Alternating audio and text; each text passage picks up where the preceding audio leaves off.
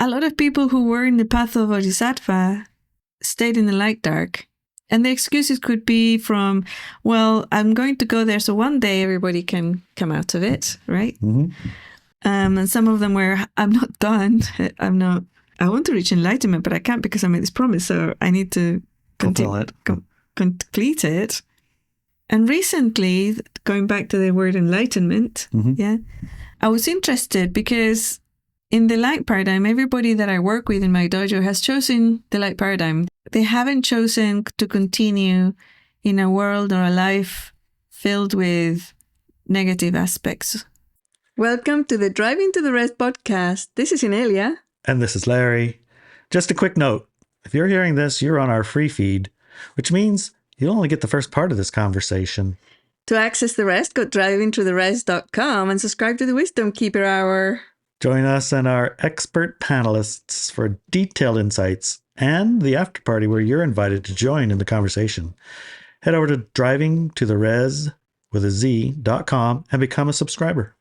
Your subscription keeps this podcast ad-free and helps us keep the lights on and maybe even get a decent cup of coffee. More importantly, it connects you with a community of passionate wisdom keepers like yourself.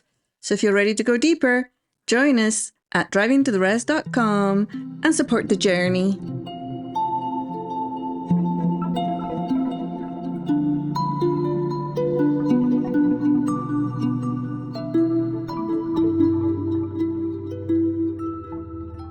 This is chapter 2. Yes.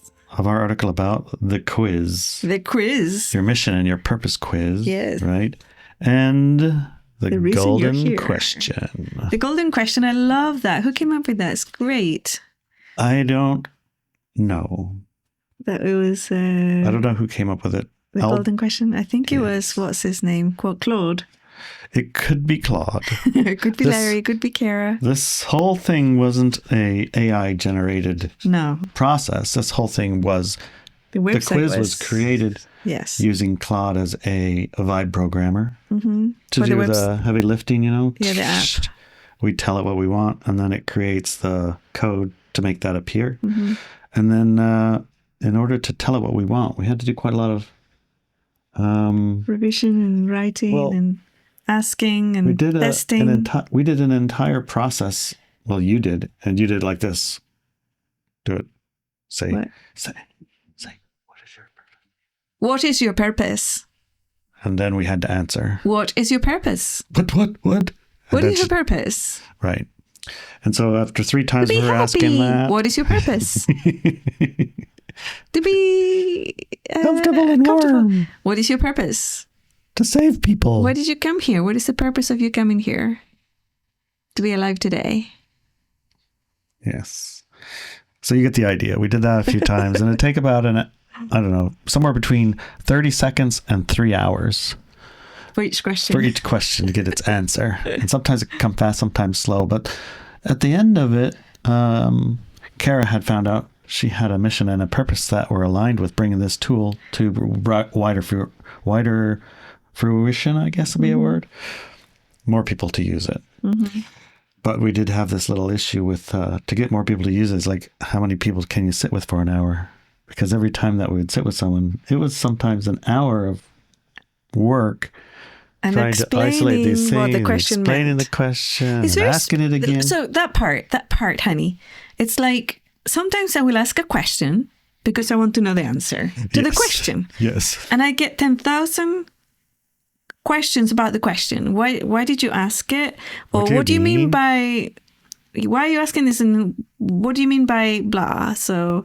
Or they would answer a completely different question than the one you even asked. Yeah, exactly. Yeah. So... How did you get around that? Because I'm pretty sure it happened with the quiz. How did you get around it? Well, what happened was we collected information for every one of our sessions. Mm-hmm. And when I say we, I mean Kara. Yeah, Dr. Kara did it. Yes, Dr. Kara did. She kept copious notes. Yes. And then she took copious notes for every time. And then she set up situations where we kept on trying them. And we do another one, and we set up another one, and then we set up another one, and set up another. We got all these notes. And then she had made a document with those notes. Mm-hmm. I don't remember if she used Chad or another to consolidate it into prompts that could enter into Claude to generate a quiz. Right. So she used an AI to consolidate all the questions and the data answers that we had collected into a prompt that another AI could use to generate a quiz kind of a thing. And I used that document and I put it into Claude and I vibe coded out the very first part of this quiz. Yeah. And it was pretty good as it was. The problem that we found when we beta tested it was that it made a lot of assumptions based on our inputs, that you knew the language and the questions and the meanings and what we're talking about every time. And so it did take us another, I'd say half a dozen people doing the quiz. And while they're doing it, we take copious notes. Yeah, that reminds me a little bit of a learning I had with you throughout our years together, was that, and I could never understand it at the beginning when we first got together. I would ask you a question and you would go off in a tangent about something. Yeah. I'm like, how is that related? I don't understand. What's happening here? And then you had to explain to me, oh, well, when, in my world, you said, when a person asks that question, they actually mean this other thing. Actually asking a different question. Yes. This is, how can that even work? I mean, that doesn't work. Just, yeah. So it's like a level of that happening with the questions that I ask. And I know that some individuals on the quiz, when they answered or they sent questions about it or clarifications, it was always, not always, but quite a few of them would be, what does this actually mean?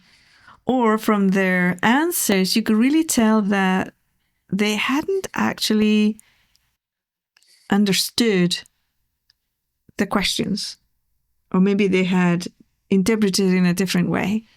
And also in the nature of responding to questions that you ask, often as not, they're on the spot and they want to answer it in a way that impresses you or that's true, yeah. Whatever's you. Although one of our dojo members that walk with me now, I was very proud of her because she said, and the question that I asked at the dojo was, are you interested in enlightenment? And she was really honest and I loved it because she said, I'm not. But I feel like I should be because I'm a light worker. And is there something wrong with me? But she aired, right? She answered it honestly. And she aired what I think might have gone through many people's minds, that when I asked, are you interested in enlightenment? What they interpret is... Do you want to be enlightened or something? No. What they interpret is, as a person in the dojo, you have to be interested in enlightenment. And if you're not, there's something wrong with you. I don't think that I never thought of that interpretation. Yeah, so it's like there was a lot of, well, I don't know, what does enlightenment mean? But yeah, so... Which shows you how... people, out of 84 people, there was only like 7 or 9 answers or something like that, 8 answers. So I think that maybe the majority of people, because everybody gets that, it's a weekly homework, like the practice lab. Right. And you're going to be getting one of those too. It's like they interpret it and then they don't give the answer. Well, ask the question right now, that very question, and I'll check on the after party to see. Okay. Larry? No, don't ask me. Ask... Why? Larry? Yes, the answer is yes. Ask the rest of them. Okay. Listener, you're listening, right? My question to you is, are you interested in enlightenment? And I will take your answers Friday at the after party. Yes. And so one of the things that was interesting was the correlation between, because I've been working with you on this quiz, right? And finding purpose and mission, and been talking about it for quite a few weeks now, purpose and mission. Then when I asked the question, are you interested in enlightenment? There were some people who thought it was related to that. To purpose and mission. Yes. Right. Yes. That it was. And it's not. I have many lines of inquiry into world and the nature of the world and reality and humans and everything else going at the same time. Okay. I have many of them. One of the funny have ones. one, then another, then another, then another. Yeah, I have many at the same time. Okay. And one of the funny things that Ilya mentioned also was, why do you want to know? What are we going to do with this data? What do you mean with it? What job do I have to do now? Yes. So you're going to change your message? Are you going to, how are you going to use this data? How does this impact me? Yes. For us, right? How does it impact us That's our funny, work? but true. Yeah. And it's like sometimes a question will come in and it'll be interesting because it comes out of, for me, like the ethers, human collective, Gaia, our larger self-awareness and everything like that. And I will start looking for an answer, and often it will be something that is coming up for the human collective. And having the answer, because I already explored it, is kind of cool. So sometimes things will come in and I'm like, I wonder where that came in, but I will pursue it. And then the answer comes later, why we needed to know that answer. And a lot of individuals I have found that have come in. So we're going back to 2011 now. Okay. And there's a split of people who want to continue on the light dark, which is what you might call normal, regular life, where there's war, torture, enslavement, the promotion of fear and suffering, stress, pain to live on the planet, lack, and all these type of things are very low frequency things to rule. It's a dark game, but there's also light. So there's love and there's joy and there's comradeship. Comradeship. Whatever. Camaraderie and all the things. And then the other side was just light. So there's none of that dark involvement of war and torture, enslavement, none of that. And only light. And light, spectrum of light is massive, massive. Much broader as far as I can perceive it than darkness, because the way that I would explain it was like when you're in a dark spot, in a very low frequency spot, it feels like you're in a bottom of a well, a pit of darkness, and you can't see anything. And all you can feel is pain and suffering and fear, and you can't see beyond your nose because it's so dark there. You can't see tomorrow, you can't see yesterday without just a barrage of pain, and that's all you see is the pain. When you're in the light, you can see the entire neighborhood, you can see way beyond into the sunset or sunrise or even the midday. You can see all the trees, all the fields, all the houses. You can see a lot. Mm-hmm. Yeah. So to me, a light-only paradigm is very, very broad in experiences that you can have. While the dark part of the light dark is very gets kind of narrowed. Super narrow. So in 2011, that came up.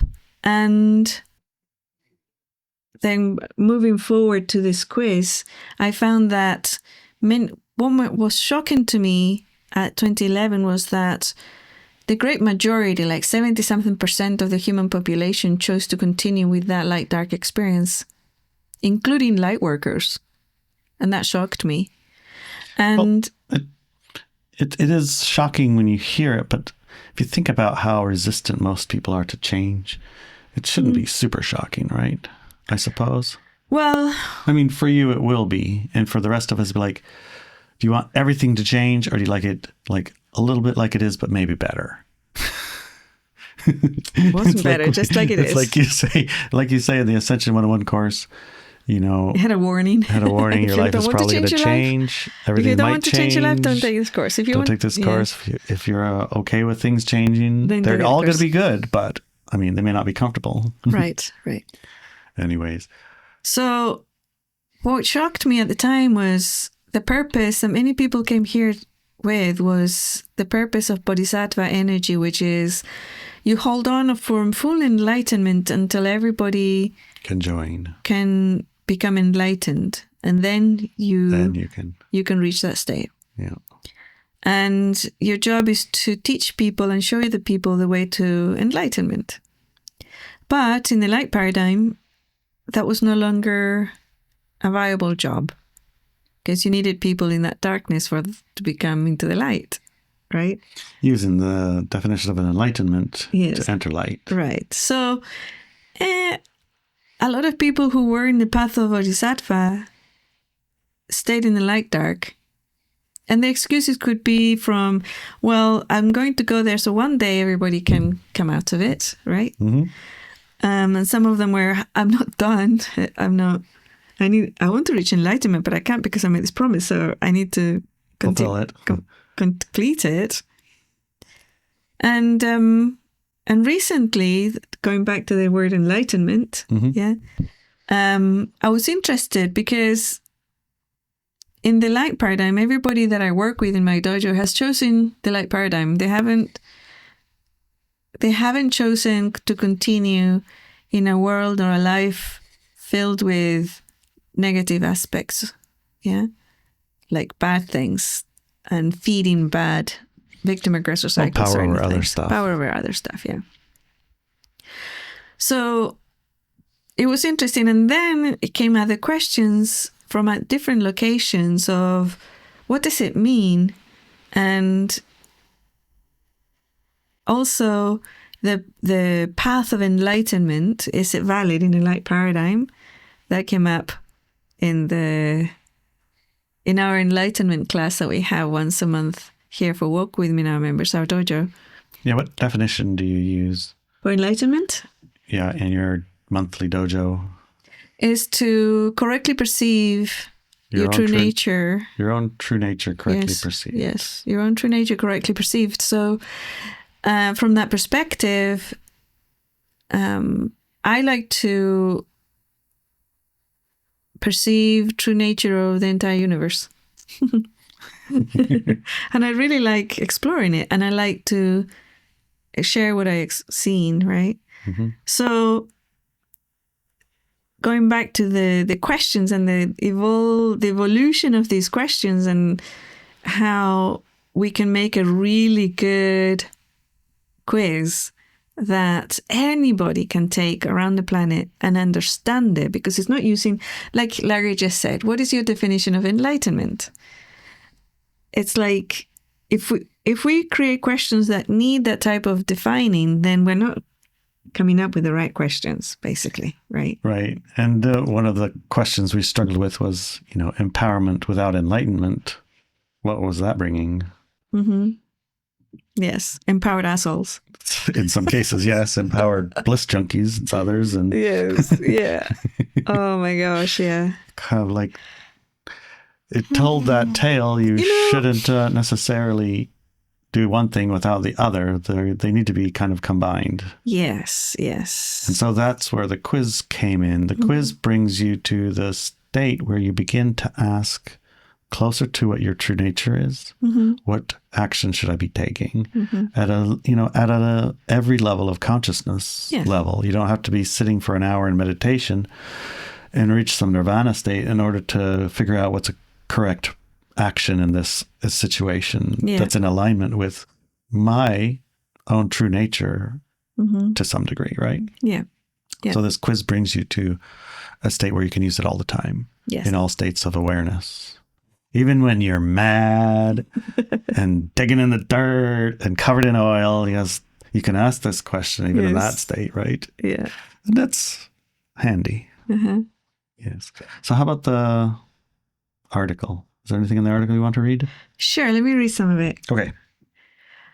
We found that most light workers are here to assist the shift from light dark to light only. Most is, that's more than the 70%? Light workers is not the same as a light being. Mm-hmm. Yeah. So a light worker is actively working to bring light into this physical reality, whether that light is through... Okay, so whoever the light worker are, they're mostly working to bring about the split. Yes. Does that statement work with 70% continue to want light dark, or is that for different? The light beings? Or is it light workers and light beings? Or I guess I'm maybe misunderstanding the term. And that's why it's important that we define these terms. Because we didn't even get past the first sentence and I'm confused. I know, yeah. So we found that most light workers are here to assist the shift from light-dark to light-only. Okay, yes. How that happens, how you do that, is the question many people are asking themselves right now.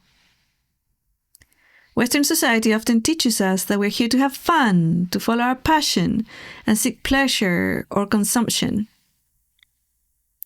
I remember when I came to live in the USA, one of the first things I was advised to do to have a good and fulfilling life here was to start working and to build a good credit score. Were you told that as a kid? Build a good credit score? Oh, yes. Yeah. I tried really hard. It was great fun until I had to pay the bill. Oh my gosh. I didn't really understand the rules of the game. So did your credit score go down? It went up for a while, and then when the circumstances changed, it went down dramatically. Mm-hmm. Yes. But I'm going to continue reading now. Okay. But you likely already sense that those are not sufficient reasons for the universe to conspire for you to be born at this exact time as the person that you are, seeking others like you. Well, that's the thing, though, right? Is that a state of awareness that includes that statement in your decision-making process isn't one that I was carrying at the time. The one I was carrying at the time was, we have been taught that a high credit score is going to get you what you need in life, and that'll bring you true happiness. So that kind of substituted for the, well, why was it that everyone conspired with me to bring me here right now? Oh, to get a good credit score. Yes, that's it. No, I don't think so. Not that it hurts to have a good credit score, but it isn't the purpose, right? Or the mission. Consumerism. Isn't there something about the U.S. Constitution or something about the pursuit of happiness? Life, liberty, and the pursuit of happiness. Yes. Although the pursuit of happiness was defined as productive work. Yes. So that part was a little bit tweaked, misinterpreted maybe, translated because it came from a different culture. Different time, different culture, different meaning of the word. Yeah. Yes. Which is interesting because a good credit score is always equated with the pursuit of happiness. It's also as a consumer. equated with you're a good person even. Good credit score. We're going to review your credit score. If you don't have a good credit score, we're not going to hire you. Yes. Or you can't rent this place. Or you can't open a bank account. Or you can't have a bank account. Yes. But you likely already sense that those are not sufficient reasons. This question again. For the universe to conspire for you to be born at this exact time, as the person you are, seeking others like you. That's true. On the Wisdom Keeper Hour, our panelists shared their own journeys of discovery using the quiz. Submissions went from having fun to weaving light. On a surface level, these things might not seem related to each other, but as the person revisits each of the quiz answers, the path from one to another becomes very clear. Mm-hmm. Larry's example was particularly interesting in the words he initially used for his mission could easily be misinterpreted as low frequency. And you're going to find that out on the second hour. Yes. Yeah. Not spelling the beans. I ain't doing it. No. Part of the quiz helped reveal whether a mission statement is still embedded in the light-dark paradigm. How can we tell? Yeah, we have in this quiz you take, and take it if you haven't. Every time you answer a question, it'll take the answer and then run it through a set of sub-quizzes. And the sub-quizzes verify whether or not your mission and purpose is light-based. Because what we're after is your light-based mission and purpose. Mm-hmm. At its core, the light-dark paradigm is anchored in fear. It is, yes, at its core. Light-dark paradigm is anchored in fear. Fear of what happens if you don't. Fear what happens if you do. Mm-hmm. Fear if you don't have a good credit score, then... What's going to happen? You're not going to get a bank account. Mm-hmm. Which, well, in my past life didn't matter. We had a beer store that cashed whatever check you had. Nobody had a bank. Oh, my God. Yes, there's always ways around it. Yes. That was the craziest thing, that beer store. I'd never seen anything like that in my life. Mm-hmm. Fishermen would come in and they'd have $20,000 checks. This is 20, 30 years ago. They have $70,000 checks. Yeah. And the fishing. beer store would cash your check. Yeah. That was... And beyond. we'd take those checks to the bank, and guess what the bank would say? We don't have enough cash for that. We don't have cash for that. Yeah. You have to come back in 2 weeks or call us ahead of time. Yeah. And we're like, dude, you're the bank. What about the beer store? How can the beer store have more money than you? It didn't even have a safe. It was just a little envelope with tons of cash in it. Only got robbed once. And not a successful robbery. No, it didn't go well for them, huh? No, it didn't. Anyway. Yeah, I'll carry on reading. Okay. So at its core, the light-dark paradigm is anchored in fear. Around that, layers form. Cycles of victim-aggressor, amnesia about who we are, and blinders that distort perception. Yes. Eventually, we begin to believe darkness is necessary, and that belief becomes the cage. So we had a very interesting conversation for the second hour that talks about how our one of the reasons why one of the questions is when you were a toddler, in toddler language, what would it have been? Yeah. It's because it's before education. For the cage. Before the cage, you put the cage on, before you decided to integrate all the victim aggressor and fear and stress and all sorts of belief systems that you put around yourself to be able to have a light-dark experience. So before that, you actually knew very well why you came here. So as yourself. There's almost even a regression. Yeah, it does take you back, huh? Mm-hmm. Yeah. And it's self-guided, so there's nobody pressuring you to come up with the answer. No. And you could go back. I don't know if you've ever texted somebody and then deleted it, and then text them again, then deleted it, and then text them again, then deleted it. Before you send it. Before you send it, yeah. So this works a little like that. I know you do it all the time. Yes. I've done it a couple of times, and it's very, very good, I think. Because I write it, and I go, no, I'm not going to engage. I write it again. Yeah. No, I shouldn't engage in that. I write it again. No, it's not my place. And then, I don't bother. Well, you can now use the golden question to answer whether or not I should send this text I just made. Does this text support my mission? Mm-hmm. Yes, no. Yeah. Okay, rewrite. Yeah. Yeah.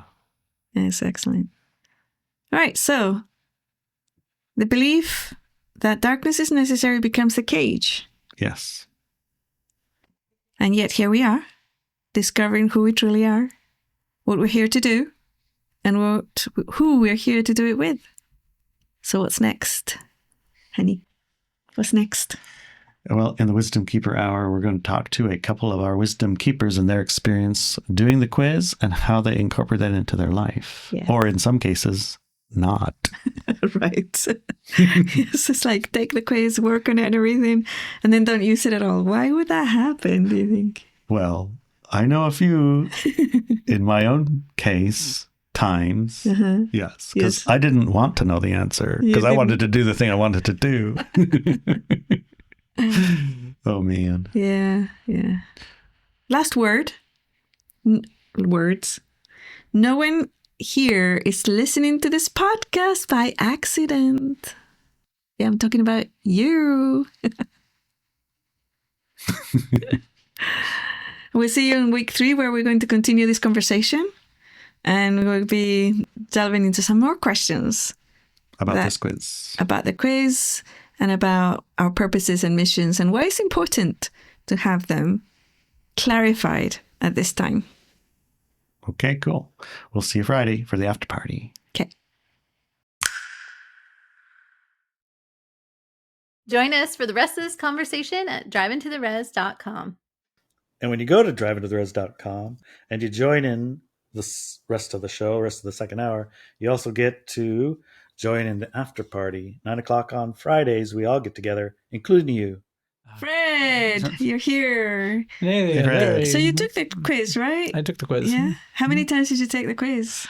I took the quiz not on my own accord, but with other people twice. Your own accord means not through your free will, so... No, not... Oh, is that what accord means? Yeah.